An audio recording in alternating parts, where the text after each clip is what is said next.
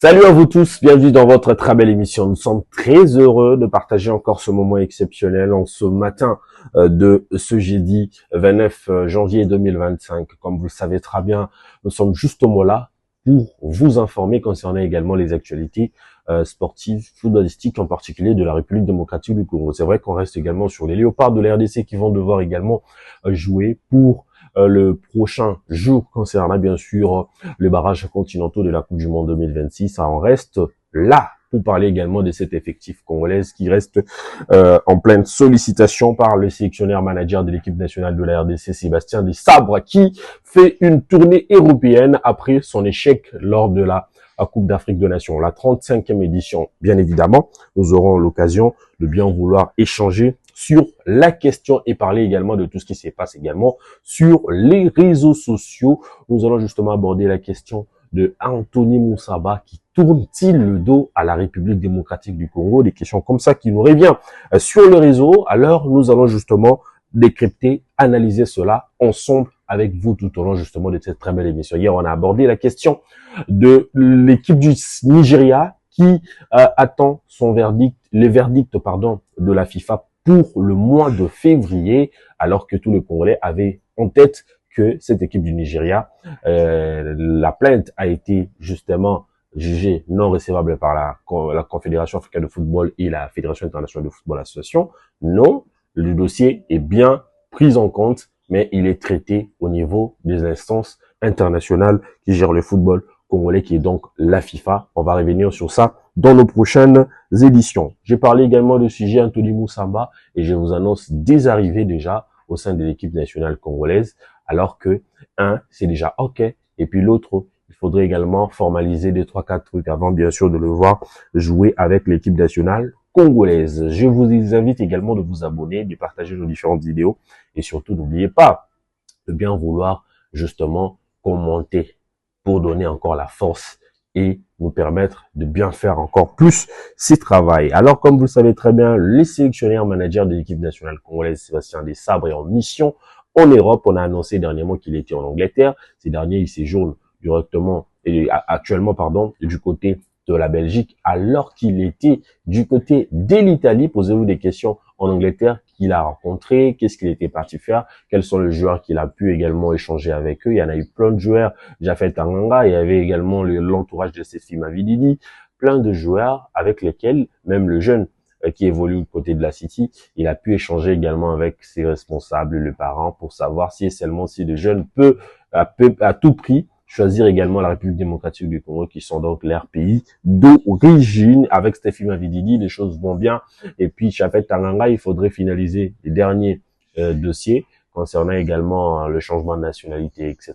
Mais jusqu'à là, on n'attend rien d'officiel, mais sinon, les choses vont très bien. Et puis du côté de l'Italie, je rappelle qu'il était parti pour finaliser la question de Warem Bondo, qui évolue du côté de la Cremonese, lui qui a été acheté par l'équipe de l'AC Milan. Le jeune international, les jeunes franco-congolais avaient donc émis son vœu de jeu pour l'équipe de France, alors que l'équipe de France n'a pas tenu bon à le prendre également au sein de cette sélection, mais heureusement qu'il a pu également être repêché par la République démocratique du Congo pour jouer avec la sélection nationale congolaise, étoffer justement l'effectif de Sébastien Desabre. La rencontre a été faite avec le coach et puis les choses vont bien.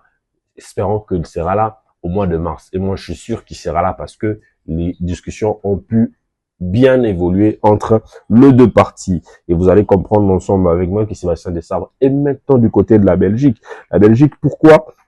Parce qu'il fallait rencontrer les parents de ce joueur international congolais, ce joueur qui fait le bonheur de la RDC, ce jeune milieu du terrain qui faisait un bon parcours avec l'équipe du Chelsea. Malheureusement, il a été blessé, le joueur Slavia. Donc, il fallait justement échanger avec le membre de sa famille parce que il a plusieurs nationalités, belge, français et puis congolais. Donc, il est parti voir également ses parents pour échanger sur la question et avoir quand même les avis des parents, parce que ça dépend aussi des parents, et que si les parents arrivent quand même à dire le oui, le joueur peut à tout prix suivre cette décision de ses parents. En tout cas, moi, je trouve que c'est très intéressant. Desabre est en train de piocher 2, 3, 4 athlètes dans plusieurs postes. Hein. Je vous rappelle que dans la cage, la défense et en milieu du terrain. Donc, c'est des postes qu'il faut encore,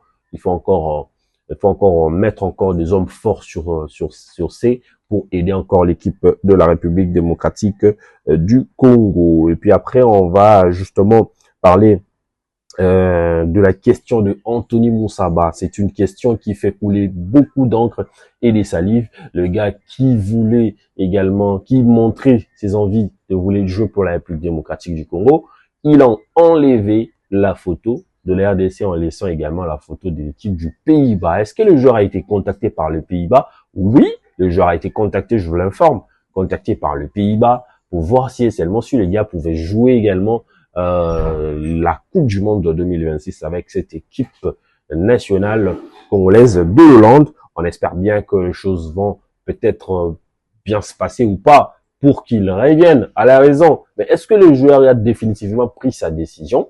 On ne sait encore rien de ça. Mais déjà, le fait d'enlever les drapeaux de la RDC, ça montre que le joueur est déjà pris à côté. Alors, il faudra vous souvenir sur ces cafés également, Afimi Kopouloulou, qui de son côté aussi avait enlevé la photo, le drapeau de la RDC dans son bio d'Instagram pour jouer avec celui, et pour laisser vide et que tout le monde s'est enflammé de voir cela. Après, tout le monde est revenu à la raison parce que le joueur avait justement attiré la clameur pour leur montrer qu'il est d'une fils du pays, et puis il a publié quelque chose que beaucoup de gens ne savent pas: ne jamais trahir les Congos. Les gars a promis de ne jamais trahir le Congo. En tout cas, c'est une très bonne chose. Et nous, de notre côté, on reste serein. Les questions sont posées.